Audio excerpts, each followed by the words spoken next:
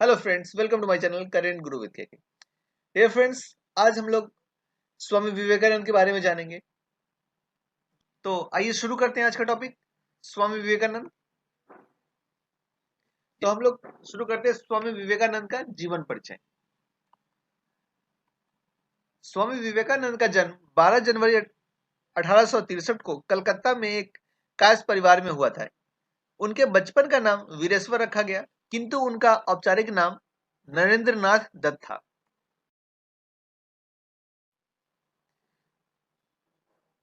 उनके पिता विश्वनाथ दत्त कलकत्ता हाईकोर्ट में एक प्रसिद्ध वकील थे।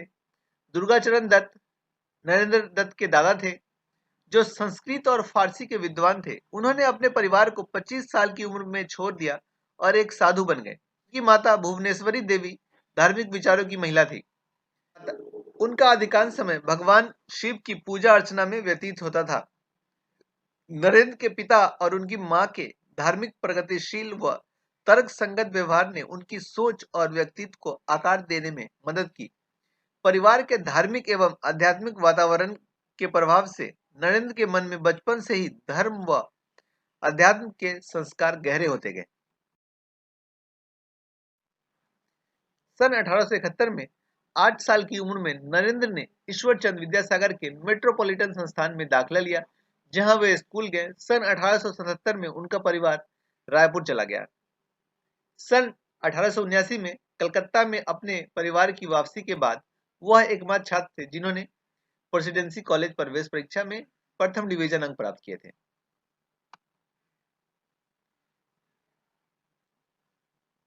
नरेंद्र दत्त स्वामी विवेकानंद ने दर्शन, धर्म, इतिहास, सामाजिक विज्ञान, कला और साहित्य सहित सभी विषयों के एक उत्साही पाठक थे।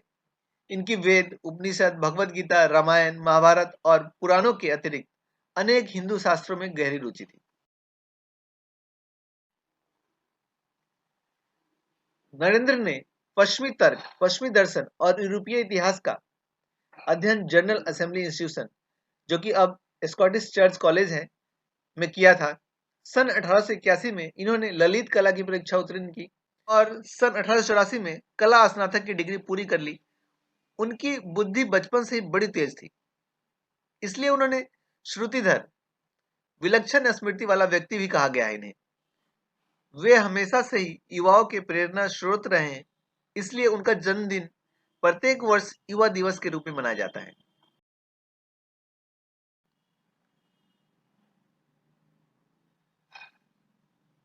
स्वामी विवेकानंद ने पूरे यूरोप का व्यापक भ्रमण किया तथा मैक्स मुलर और पाल डूसन जैसे भारत विदियों से सम्मानित किया। उन्होंने भारत में अपने सुधारवादी अभियान के आरंभ से पहले निकोला टेस्ला जैसे प्रख्यात वैज्ञानिकों के साथ तर्क वितर्क भी किए। विवेकानंद का विचार है कि सभी धर्म एक ही लक्षण की ओर ले जाते हैं, जो उनके आध्यात्मिक गुरु श्री रामकृष्ण परमहंस से आध्यात्मिक प्रयोगों पर आधारित है।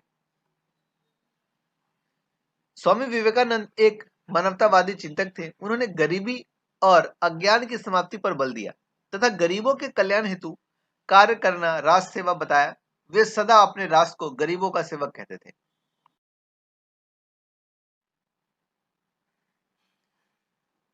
देखिए, इंपॉर्टेंट है स्वामी विवेकानंद की शिकागो यात्रा। स्वामी विवेकानंद ने 25 वर्ष की आयु में गेरुआ वस्त्र धारण कर लिया था। इसके बाद उन्होंने पैदल ही पूरे भारत की यात्रा की। विवेकानंद ने 31 मई 1893 को मुंबई से अपनी विदेश यात्रा शुरू की।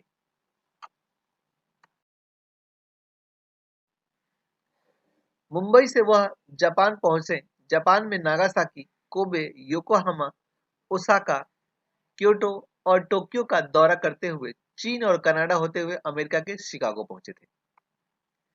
सन 1893 में शिकागो में विश्व धर्म परिषद हो रही थी। स्वामी विवेकानंद उसमें भारत के प्रतिनिधि के रूप में पहुंचे। शिकागो में दिए गए उनके व्याख्यानों से एक अभियान की शुरुआत हुई। वे 3 वर्ष अमेरिका में रहे, वहां के लोगों को भारतीय तत्व ज्ञान की अद्भुत ज्योति प्रदान की। उन्होंने सन 1894 में न्यूयॉर्क में पहली वेदांत सोसाइटी की स्थापना की।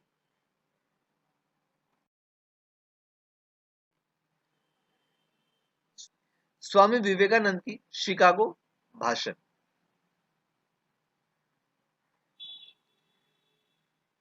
देखिए दोस्तों, स्वामी विवेकानंद शिकागो के भाषण में क्या बोलते हैं। मेरे अमेरिकी बहनों और भाइयों, आपके इस स्नेहपूर्ण और जोरदार स्वागत से मेरा दिल अपार हर्ष से भर गया है। मैं आपको दुनिया की सबसे प्राचीन संत परंपरा की तरफ से धन्यवाद देता हूं। मैं आपको सभी धर्मों की जननी की तरफ से धन्यवाद देता हूं और सभी जाति संप्रदाय के लाखों करोड़ों हिंदुओं की तरफ से आपका आभार व्यक्त करता हूं। मेरा धन्यवाद कुछ उन वक्ताओं को भी है जिन्होंने इस मंच से यह कहा कि दुनिया में सहनशीलता का विचार सुदूर पूर्व के देशों से फैला है।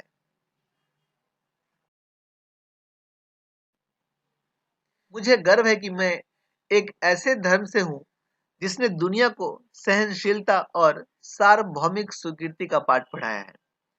हम सिर्फ सार्वभौमिक सहनशीलता में ही विश्वास नहीं कर रखते, बल्कि हम विश्व के सभी धर्मों को सत्य के रूप में स्वीकार करते हैं।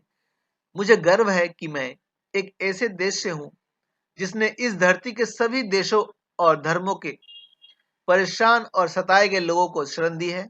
मुझे यह बताते हुए गर्व हो रहा है कि हमने अपने हृदय में उन इजरायलियों की पवित्र स्मृतियां संजो कर रखी है जिनके धर्म स्थलों को रोमन हमलावरों ने तोड़ तोड़ कर खंडर बना दिया था और अब उन्होंने दक्षिण भारत में शरण ली थी। मुझे इस बात का भी गर्व है कि मैं एक ऐसे धर्म से हूं जिसने महान पारसी धर्म के लोगों को शरण दी और अभी भी उन्हें पाल पोस रहा है।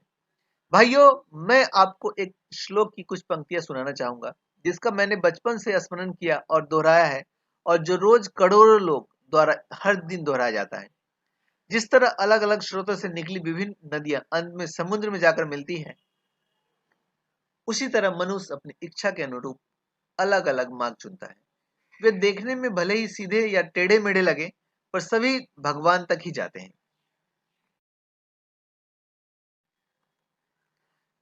वर्तमान सम्मेलन, जो कि आज तक की सबसे पवित्र सभाओं में से है, गीता में बताए गए इस सिद्धांत का प्रमाण है। जो भी मुझ तक आता है, चाहे वह कैसा भी हो, मैं उस तक पहुंचता हूँ। लोग चाहे कोई भी रास्ता चुने, आखिर में मुझ तक ही पहुंचते हैं। सांप्रदायिकताएं, कट्टरताएं और इसके भयानक वंशजों की हठ धर्मिता ने लंबे समय से पृथ्वी को अपने शिकनों में जकड़ा हुआ है। इन्होंने पृथ्वी को हिंसा से भर दिया है। कितनी बार यह धरती खून से लाल हुई है, न जाने कितनी सभ्यता तबाह हुई और कितने देश मिटा दिए गए। अगर ये भयानक राक्षस नहीं होते तो आज मानव समाज कहीं ज्यादा उन्नत होता, लेकिन अब उनका समय पूरा हो चुका है। मुझे पूरी उम्मीद है कि आज इस सम्मेलन का शंखनाद सभी हठ धर्मिताओं, हर तरह के क्लेश और सभी मनुष्य के बीच की दुर्भावनाओं का विनाश करेगा, चाहे वह तलवार से हो या फिर कलम से। दोस्तों, ये स्वामी विवेकानंद के भाषण का कुछ अंश है जो आपको उनके भाषण के शब्दों में, भाषण में आपको ऐसा प्रतीत होगा उस 30 साल का युवा उस उस सभा में, उस सम्मेलन में सभी का दिल जीत लेते हैं और इस तरह से वो अपने हमारे देश भारत का नाम गौरवान्वित करते हैं। तो दोस्तों, अगर आपको मेरा वीडियो का कुछ भी अंश अच्छा लगा हो तो प्लीज मेरे चैनल को सब्सक्राइब करें, वीडियो को लाइक करें और इसे ज्यादा से ज्यादा शेयर करें, जिससे उन सभी लोग को भी फायदा मिल सके। Thank you dear students, thank you for watching, thank you so much.